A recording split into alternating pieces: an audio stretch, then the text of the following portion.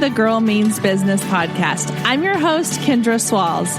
Over the last few years, I have built a business that allowed me to quit my 9-to-5, spend more time with the ones that I love, and live my best life. Now, I'm sharing everything I learned along the way with you. Each week, my guest and I will share actionable tips, tangible advice, and honest conversations to help you build your dream business. So get ready to take notes and put in the work, because this girl means business.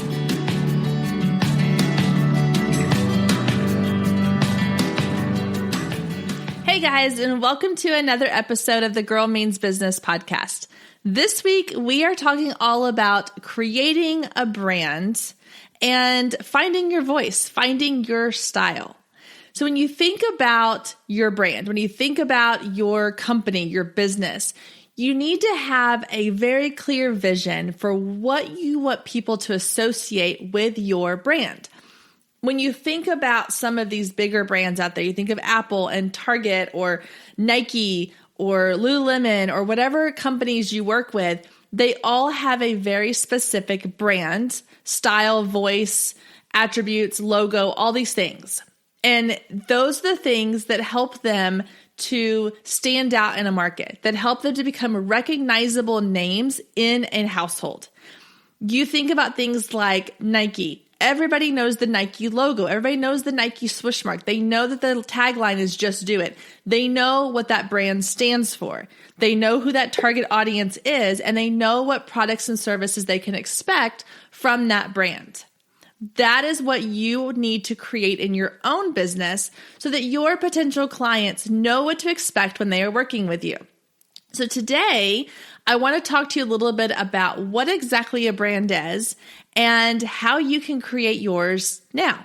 I'm going to give you some really specific tips and some homework, basically, that you can start working on so that you can start creating your own brand so that people will recognize you just like they recognize those big name brands that I mentioned just a second ago. All right, are you ready to get started? It's going to be a little bit of work this week, but bear with me because I think it's going to have some really great payout, and you're going to really love the results you get if you put in the work to creating your brand. So let's start with what exactly is a brand. And I touched on this briefly a minute ago, but a brand is more than just a website, a logo, a color scheme, the images you put on your social media page. It's so much more than that. It's all those things combined, but it's also the feeling that people get when they interact with your company. You think about places like Apple. Okay, Apple has built a brand around this technology, but it's more than just the technology. They're about service. They're about being ahead of the curve. They're about being, accessible to everybody, but also feeling high end. And so you think about when you go into an Apple store, the feeling you get, you feel like you've walked into kind of this futuristic world and that you are part of the future. And that's the feeling that they want their brand has. That's what they're presenting as their brand. You think about a brand like Target. Okay, Target's brand, you think about Target, you immediately see their logo, you see their title, you know exactly who they are, you know what they offer, and you know the feeling you're going to get when you walk in there. For me, it's a feeling of excitement because you never know what amazing deals you're going to find, amazing products you're going to find. You're going to feel like you are in a really well, clean, nice kept building. You're going to have these bright lights and bright aisles and big spaces and end caps and colorful things and things coming at you. And they're always coming up with new ways to present things to you. You can grab a Starbucks and walk around and drink coffee while you're shopping. That's a brand I want to be involved with. So it's all about the feeling that your brand gives people. So you need to start thinking about words.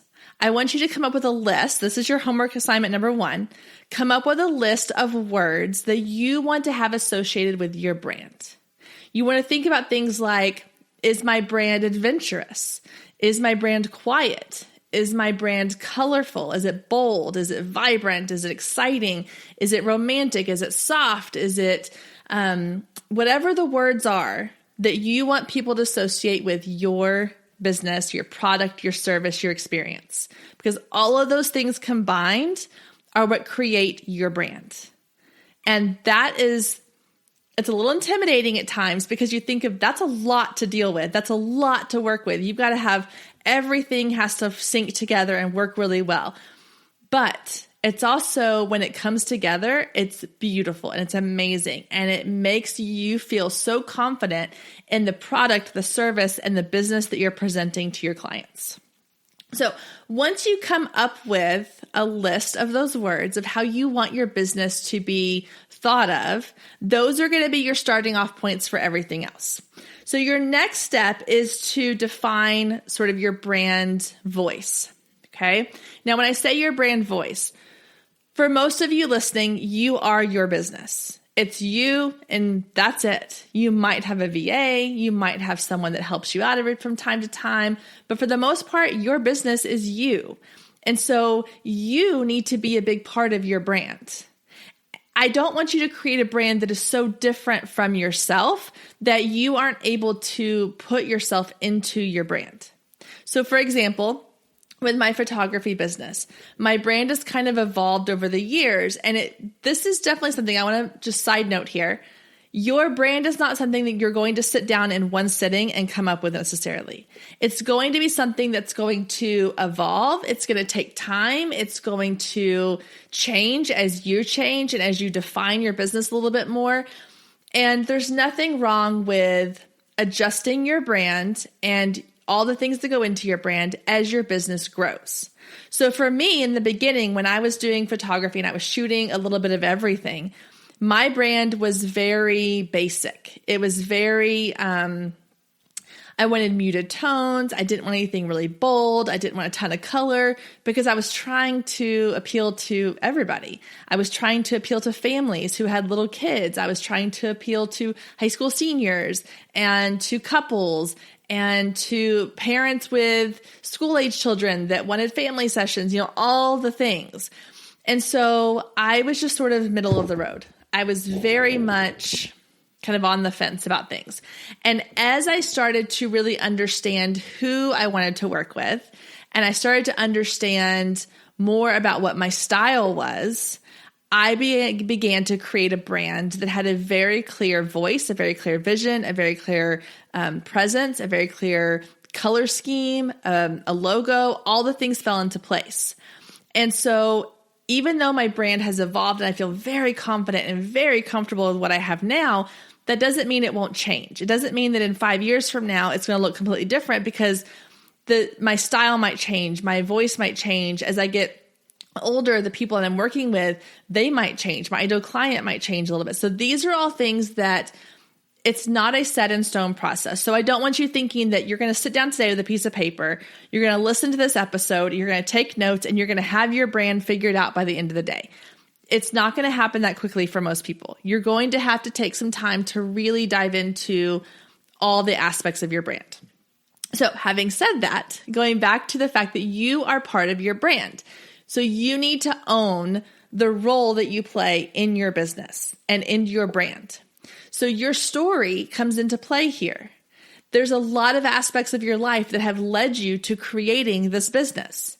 So whether that means that you have a backstory about how you struggled with infertility and you and your husband tried for years to get pregnant, and once you finally did, or you adopted or whatever, and now you are a newborn photographer and you love helping families who are struggling to start a family on their own, then that's part of your brand. Your story needs to be part of your brand. And if you haven't been sharing your story and your purpose behind your business, you need to start doing that, because not only will that build your know, like, and trust factor, which you've heard me say quite a bit, and you know that's important, but it will also help you to inject yourself and your mission into your business. Maybe your backstory is you just want to have something that's yours.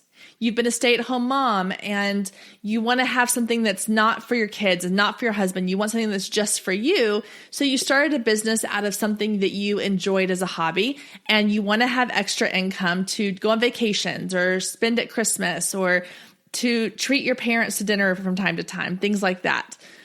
that's a valid why. That's a valid part of your story. And you need to be sharing that because you're going to appeal to other people who have those same ideas and values and backstories. So don't try to hide who you are behind your brand. Who you are needs to be front and center as your brand.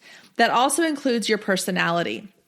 If you are a loud, outgoing, talkative, vivacious, extrovert, then don't try to be a brand that's quiet and calm and reserved and peaceful because you're going to feel like you're faking it all the time and it's never going to work. People are going to see through that right away.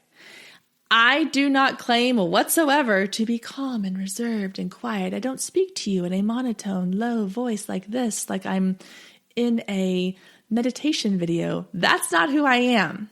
But I'm also not going to come out here and talk to you and be like, hey girl, what's up? Like that's not who I am either.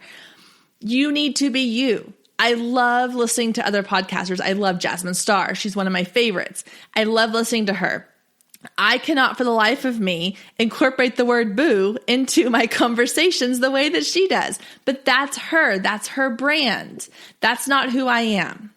So you need to be authentically you. You need to look at your voice. You need to look at your personality. You need to look at your style.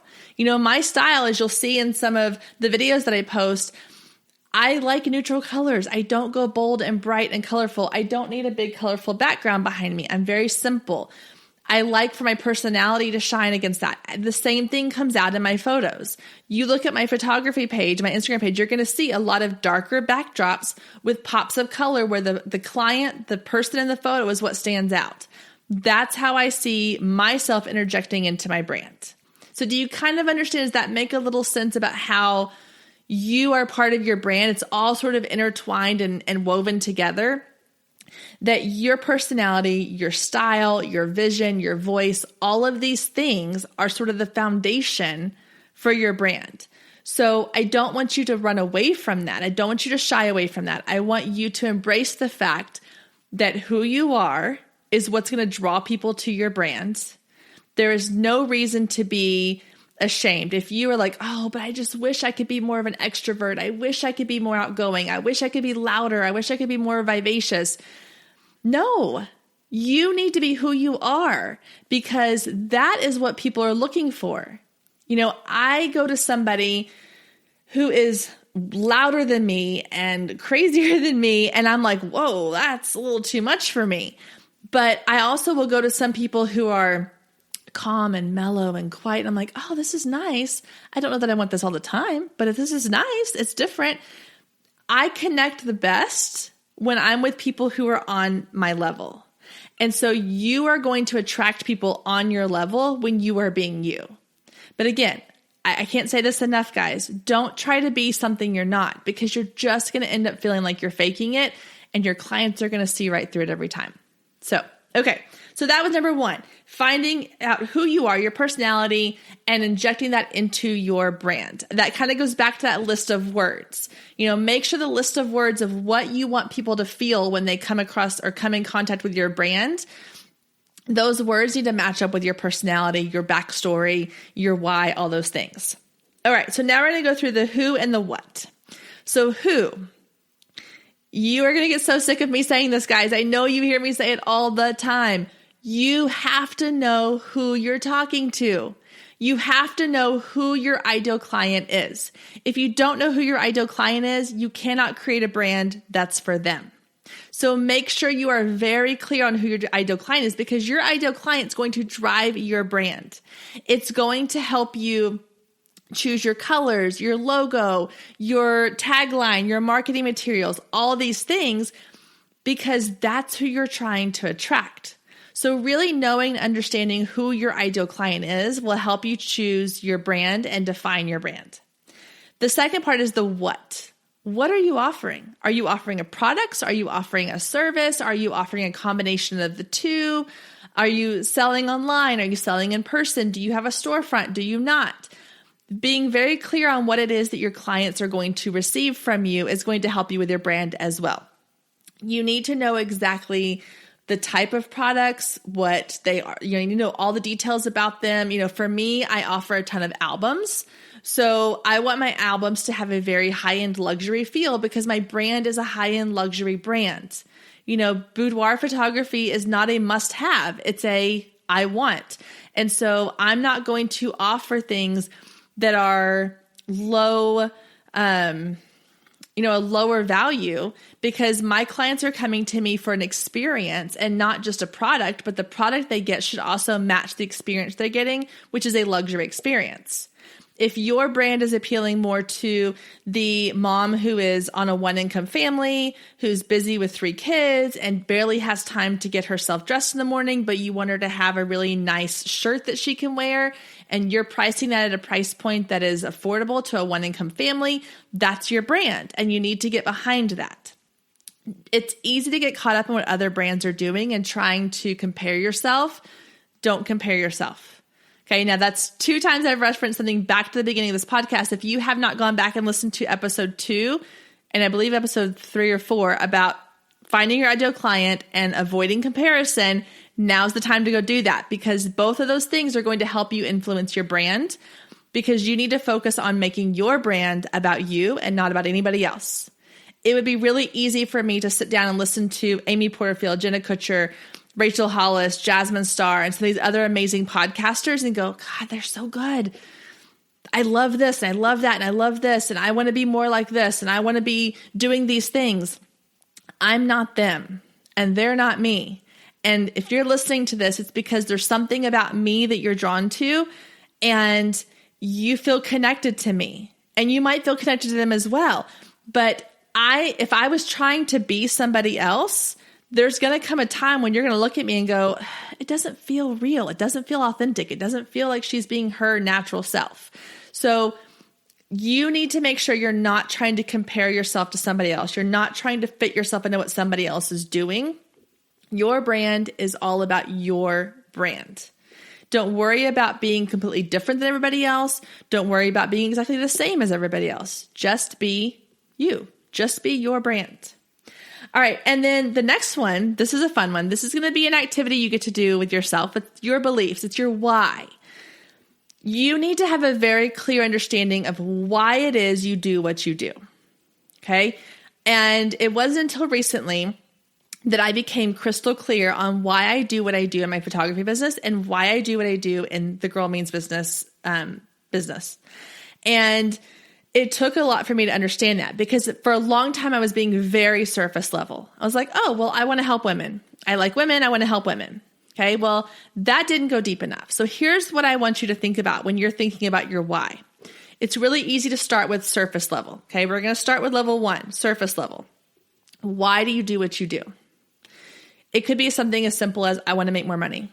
It could be something as simple as I want to be home with my kids. I want to be able to go on vacation with my family. I need money to help pay off debt. I want to help people that are struggling in this area. I want to provide clothing for women to feel good about themselves. I want to help women feel beautiful with hair and makeup. I want to provide gorgeous flowers for someone's wedding day. I want to fill in the blank, whatever it might be. Okay. That's your first level. Now, I want you to go deeper than that. I want you to go like 7 layers deeper than that. And here's how you do that. I want you to think about the next level below that. Think about, when kids, most of us have kids, and if you don't, you've been around kids, and you know that they're asking a million questions. And their questions are usually, why?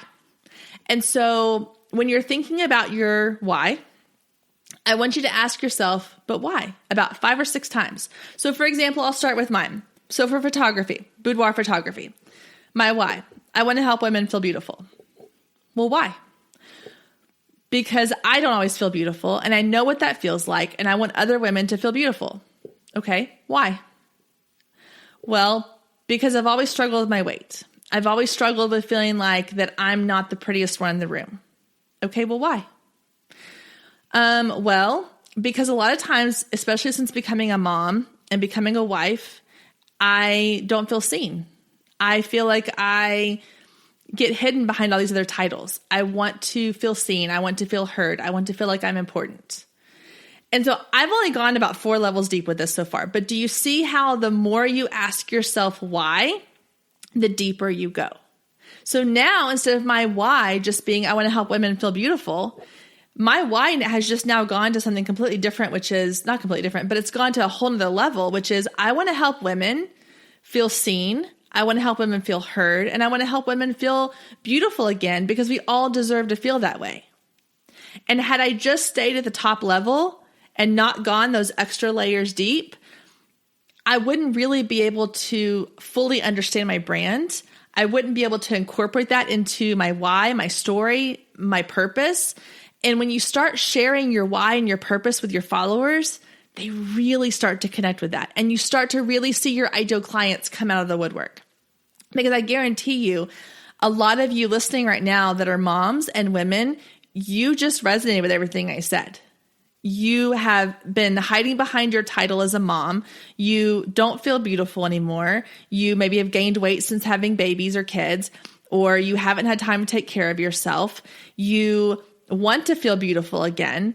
And these are all things that like you now are connecting with what I've just said, and you are now resonating with my brand. And that is a powerful thing. That's what you want your clients to do. You want them to really connect and resonate with your brand. So really understand your why. So that's an exercise that you need to do and take a lot of time to do, because if you are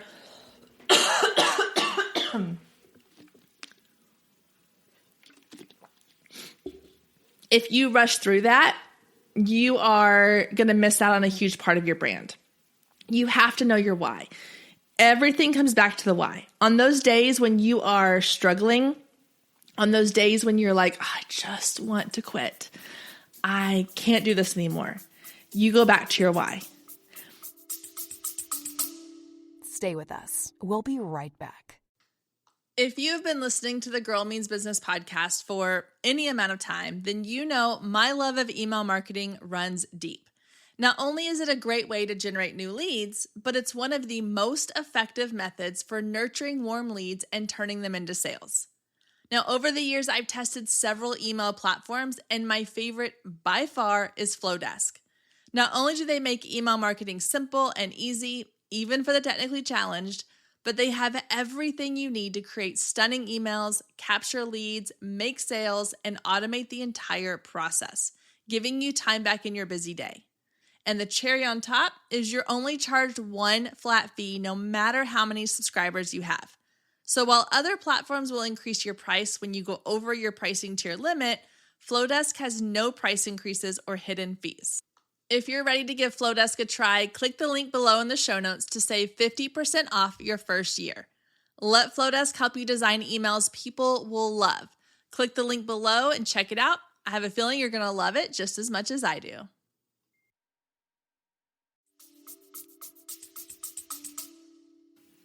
So a little side story here about why your why is so important.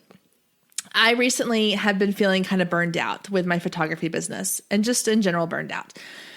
And I had a session coming up, and a boudoir session, and I was like, oh, it's a cold day. I'm exhausted. My kids are in school.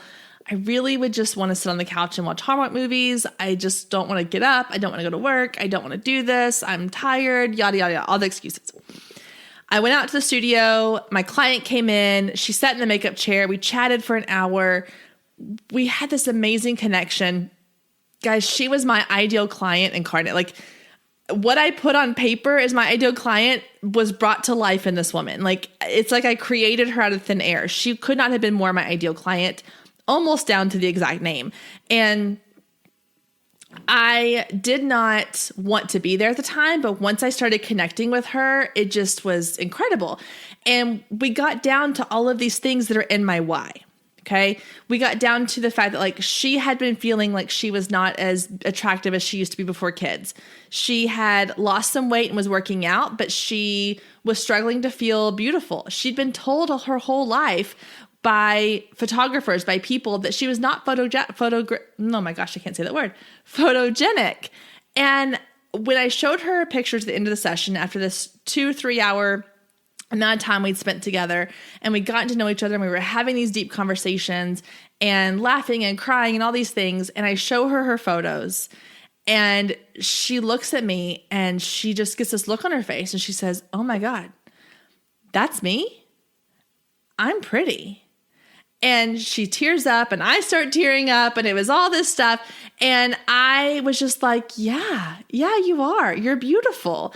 And it was that moment where I was like, okay, this is my why. This is why I continue to do what I do.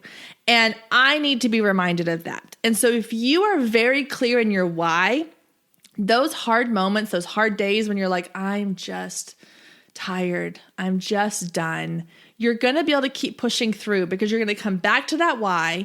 You're going to remember the whole reason you're doing this in the first place, and it's going to be that much easier to keep going. So take some time to really sit down and do that exercise. Really ask yourself, but why? And then go another layer, but why? And then go another layer, but why? And just keep going. And until you reach that point where you're like, oh my gosh, I've gone 7 layers deep, and this is powerful stuff. And right there, guys, that's content. Okay, that's content to put on your social media. That's content to put on your website. That's content to put into your blog post. Content. Your why is your content. It's also a huge part of your brand. And when someone comes to your website, which we're going to talk about in a second with your website, you need to find a way to phrase your why into a mission statement that becomes your tagline. Simple as that. I'm going to say that again. Your why becomes your mission statement, which becomes your tagline. So when someone comes to your website to find your products or your service, and they see your tagline, it's going to resonate with them because they now understand the reason why you are doing the business that you're doing. Okay, moving on. So the next thing is we're going to talk about your brand voice, your logos, your colors, your fonts, and your website. So this is the more like physical aspects of your brand. So far we've been talking about all the behind the scenes stuff about what makes your brand, your story, your voice, your why, your who, your what, your experience, all those things. Now let's talk about sort of the more tactical things. So your brand voice. Again, this goes back to your personality voice. Are you fun? Are you outgoing? Are you quirky? Are you adventurous? Are you quiet? Are you shy? Are you introverted? Are you update with pop culture? Do you use a lot of slang words? Do you talk in a more like formal voice? These are all things that are going to be part of your brand. Again, I go back to the Jasmine Star reference. Jasmine Star uses a lot of terminology that is popular with more millennial age group, I guess you could say. And I don't talk like that because that's not who I am. That's not my brand. And it's not part of what makes my brand what it is. So I'm very careful to make sure that I'm not using that terminology. But I do talk the way I would talk to my friends. I don't try to change the way I talk. I talk like I would naturally talk in a conversation with my friends. My voice is conversational. If that's not your voice, then that's fine. You need to find what your voice is. You need to find what your brand voice is. So again, go back to kind of making a list of words. What are some words that you would use to describe your voice? And again, that could be ask your friends, ask your family, hey, when I talk, do I have, what are some words you would use to describe the way I talk? And that might be a weird question to ask some people, but you might get some cool responses back. You never know. All right, the next one is logo. So you want to make sure that your logo also is a huge representative of your brand. Because if you think about logos, when you think about like Apple and Target and Walmart and all these places, their logo is very much something that you recognize right away. You recognize the silver apple for Apple. You recognize the bullseye for Target. You recognize the swoosh for the Nike brand. So your logo needs to be something that becomes something people can recognize.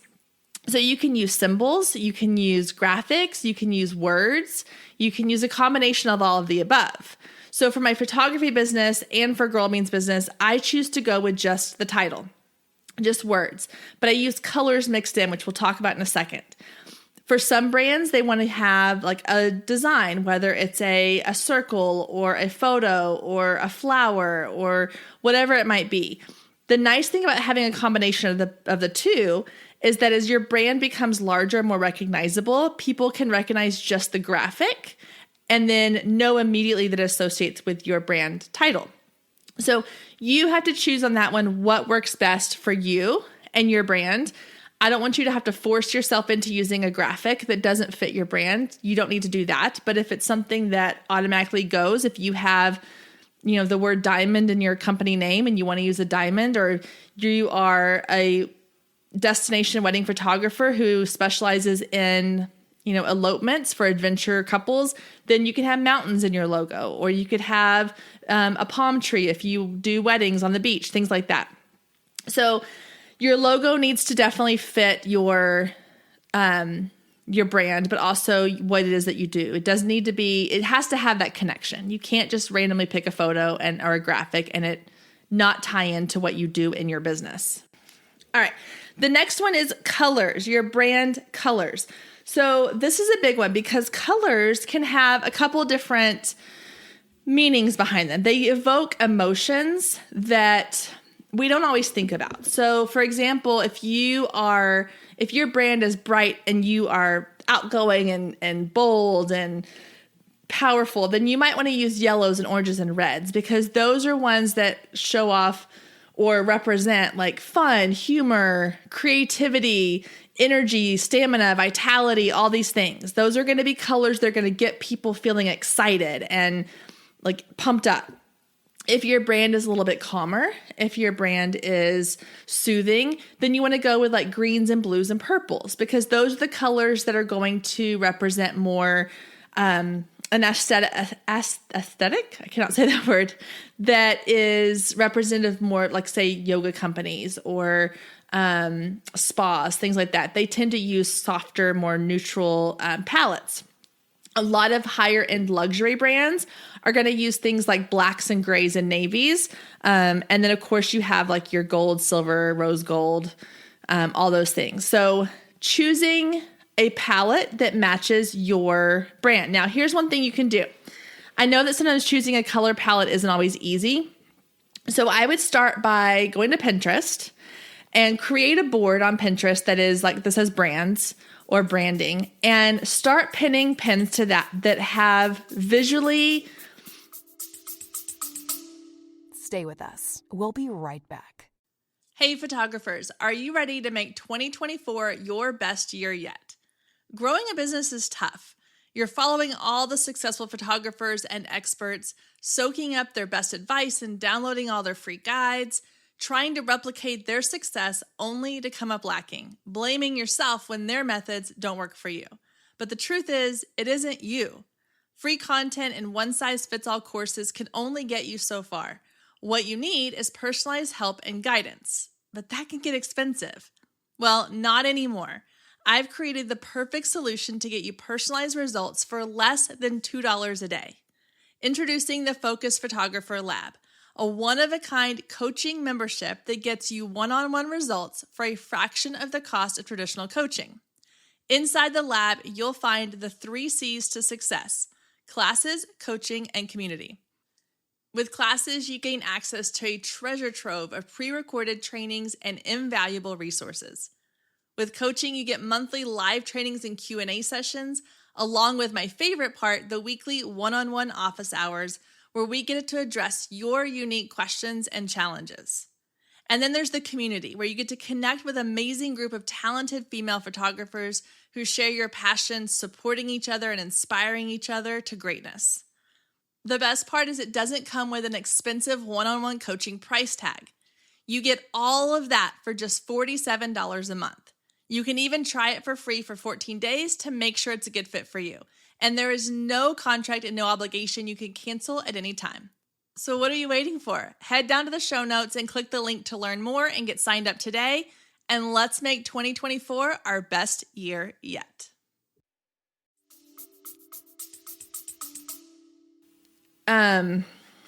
Visually appealing graphics that you find that you like, whatever it is that you're drawn to. It doesn't matter. Don't worry about what's in the photo necessarily, but more what color palettes are you drawn to? For me, I found in doing this activity this is where I realized that I really loved like rich, deep jewel tones. I love dark greens and blacks and navies and rich purples and burgundies and those kinds of things. And so that helped me create my palette for my photography business. And so if you start looking at the photos that you're pinning, you'll start to see a pattern of, come out of that. Then what you can do is, let's say you have one photo that just really speaks to you. Maybe it's a photo that's on your Instagram. Maybe it's a photo that's on your website. Maybe it's a photo you find on Pinterest. Either one's fine. There's a website you can go to called palettefx.com, and I'm going to link to that in the show notes.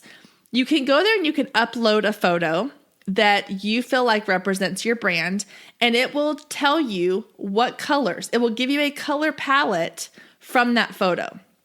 And that will include like the hex codes so that you can use those moving it forward with, designing in Canva or Photoshop or InDesign. You can use it on your website, all those things. So knowing sort of what colors you are representing in your brand sets a tone for what people are going to see when they come to your website, what they're going to see when they come to your social media pages.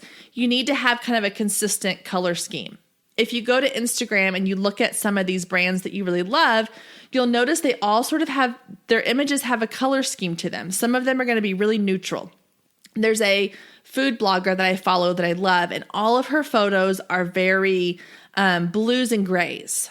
And so even though her food isn't blue and gray, every image has a blue and a gray undertone to it with little pops of color here and there with the food. But every photo has that same color palette to it.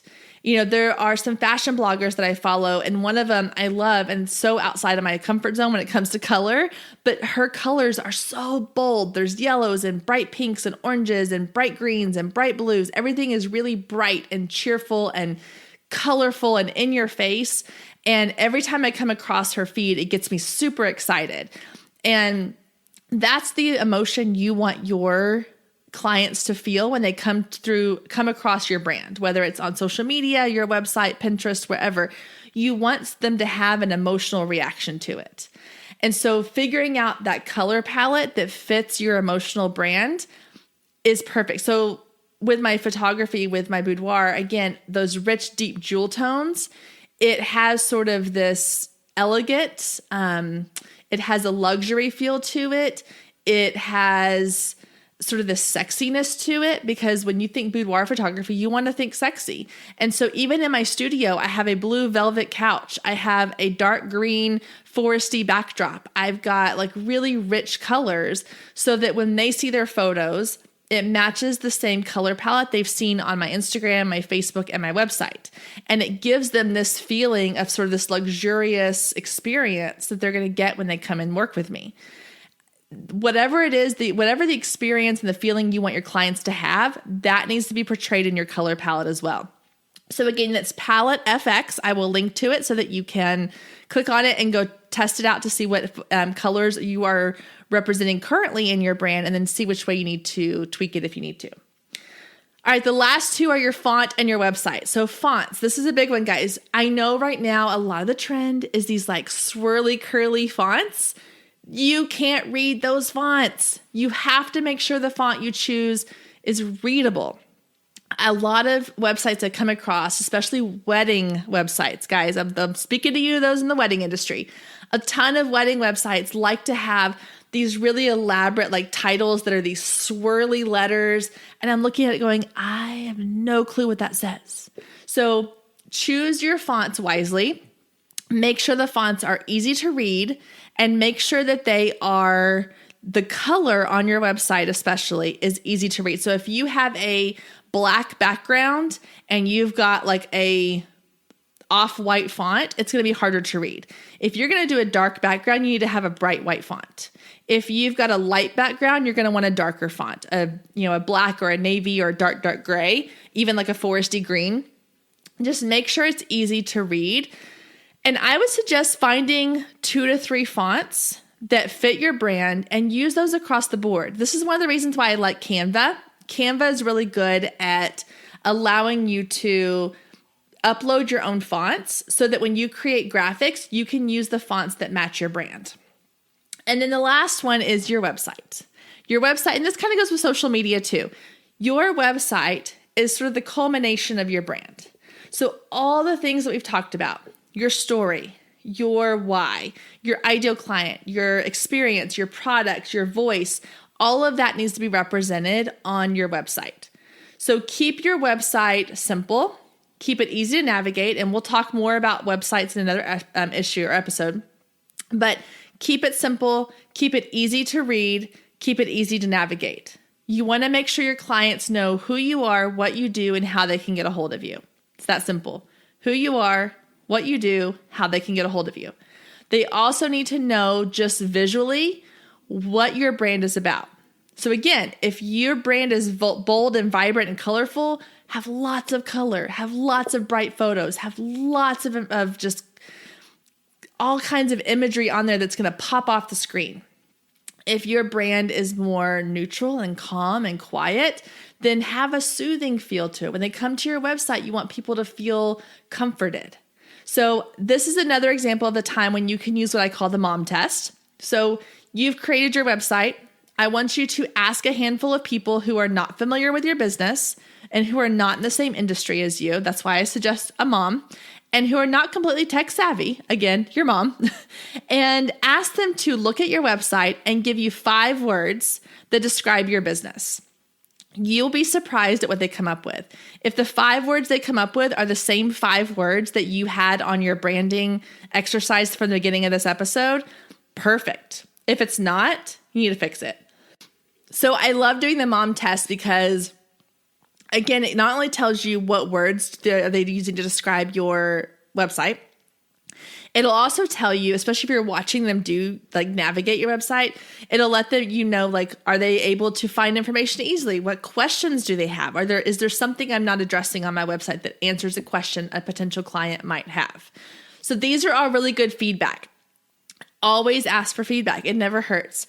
You can post in the Girl Means Business Facebook group if you want. Go on there or on the Facebook page and say, hey, here's my website. Would somebody be willing to look at it? Let us help you. I'm more than happy to do that. So feel free to post in there as well. But again, ask your family, ask your friends to kind of give you some feedback and give you 5 words that describe the feeling they get, not just what your business does. I want them to tell you what feeling, what emotion does your website or your brand evoke in them. Because ultimately, that's what it is, guys. A brand is all about what feeling are we creating with this all-encompassing aspects of our business. And just in a quick review, your brand is everything from who you are, what your personality is, the story behind your why, what your business is about. It's who your ideal client is. It's the products and the service and the experience that you provide. It is your voice. It is your colors, your fonts, your website, your social media. And again, it all comes back to your why as well. So that is how you can create a brand. All right, guys, so that's going to do it for this week's episode of the Girl Means Business podcast, all about finding your voice and finding your style and finding your brand. Again, I gave you some homework assignments, so make sure that you are taking notes, that you are going through those assignments. And again, if you have questions or you want help or guidance or feedback, hop over to the Girl Means Business Facebook group. Just search on Facebook for Girl Means Business and ask in there. Post your websites, post your questions for feedback. Guys, I'm more than happy to help. And I know that our amazing group of women are there to help as well. Also, don't forget, if you have not subscribed, please do so now so that you get updated every time a new episode goes live. And I love feedback. I want to hear from you. So leave me a review. Let me know what you think of these episodes, what you're loving, what you want more of, and what you want less of. And as always, have a wonderful, wonderful week. Happy Thanksgiving, everybody. Have a wonderful day. Enjoy lots of turkey, lots of pie, and family and friends. And I will see you back here next week, same time, same place. Bye, guys. If you loved today's episode, don't forget to click the subscribe button so you never miss when a new episode goes live. Then head over to iTunes and leave a quick review to let other people know just how much you loved it. Thanks, ladies. See you next week.